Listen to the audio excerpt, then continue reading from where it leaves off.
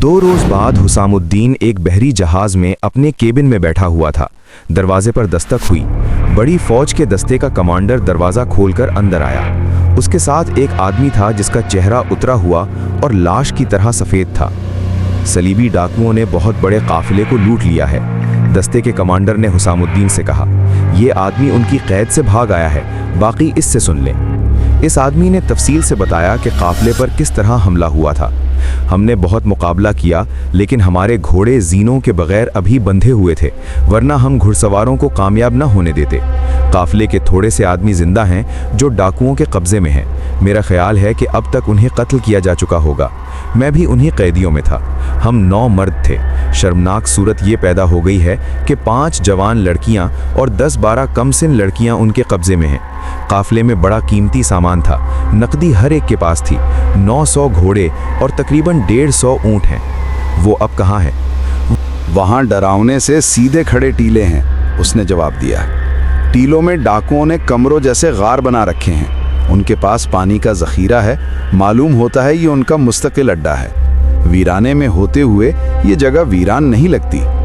उसने जो जगह बताई वो समंदर से 20 मील दूर थी।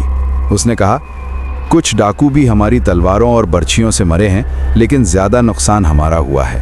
हम जो जिंदा रह गए उन्हें वो अपने साथ ले आए। शाम तक वो हमारे तमाम ऊँट, घोड़े और सारा सामान उठाकर अपने टीलों वाले अड्डे पर ले आए। रात को उन्होंने शराब पी और हमारा सामान खोल खोल कर देखने लगे। उनका एक सरदार भी है। लड़कियां उसके हवाले कर दी गई थीं। मैंने फिर लड़कियों को नहीं देखा। वो हमसे सामान उठवाकर एक वसी गार में रखवा रहे थे। बहुत सी मशलें जल रही थीं।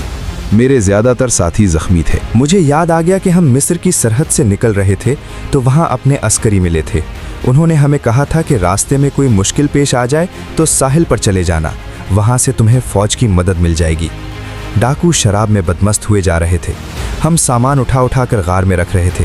मुझे अंधेरे में भागने का मौका मिल गया। उन टीलों में से निकलने का रास्ता नहीं मिलता था। 2 बार मैं घूम फिरकर वहीं पहुँच गया जहाँ से भागा था। मैंने अल्लाह को याद किया। कुरान की जो आयात याद थीं वो पढ़ने लगा और आधी रात के बहुत बाद टीलों की गलियों से निकल आया। समंदर की सिमत का ख्याल न रहा, बस अंधाधुंध चलता रहा और सुबह होने तक इतनी दूर आ गया जहां डाकू देख नहीं सकते थे। सारा दिन अल्लाह को याद करता रहा। पानी का ये छोटा मशकीज़ा साथ था। थोड़ी सी खजूरें भी थीं। उन्होंने मुझे जिंदा रखा। थकन से चला न गया तो दोपहर के वक्त एक रेतीले टीले के दामन में गिर पड़ा। टीले के साए में नींद आ गई। सूरज गुरूब हुआ तो आंख खुली। सितारे रोशन हुए तो सिमत का अंदाज़ा हुआ। बहुत देर बाद हवा में समंदर की बू महसूस होने लगी। मैं हवा के मुखालिफ चलता चला आया और शायद सहर का वक्त था जब मैं साहिल पर आ गया और जिस्म ने जवाब दे दिया। मैं गिरा और जाने बेहोश हो गया या सो गया। किसी ने मुझे जगाया। सूरज बहुत ऊपर आ गया था। मुझे जगाने वाला कोई अस्करी था। साहिल के साथ मुझे एक कश्ती नजर आई, उसमें भी अस्करी थे। वो सब मेरे पास आए। मैंने उन्हें यही किस्सा सुनाया जो आपको सुना रहा हूँ। उन्होंने मुझे कश्ती में बिठाया, खिलाया पिलाया और मुझे यहाँ ले आए। यहाँ उन कमांडर के हवाले कर दिया। ये मुझे आपके पास ले आए।